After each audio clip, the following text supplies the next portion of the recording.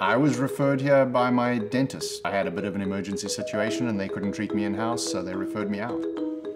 And I'm really glad he did. The general dentist is like the quarterback of the whole dental health team. He's going to see you and see the different needs, and he's going to refer you to the proper specialist.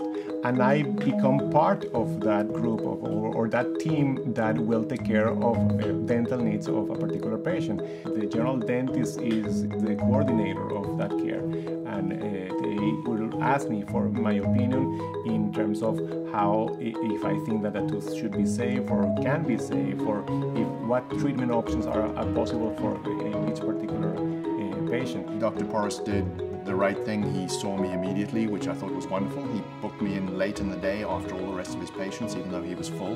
He's really my #1 guy. And I really don't think of too many others in this area. From my experience, I feel a dentist can treat lots of things fairly well. What Dr. Porras did for me, I felt he brought a significantly higher level of qualification and experience to the particular problem I was experiencing.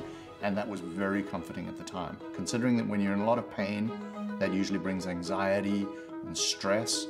And for me, it was fantastic to be referred here. I would recommend my family and my friends anytime.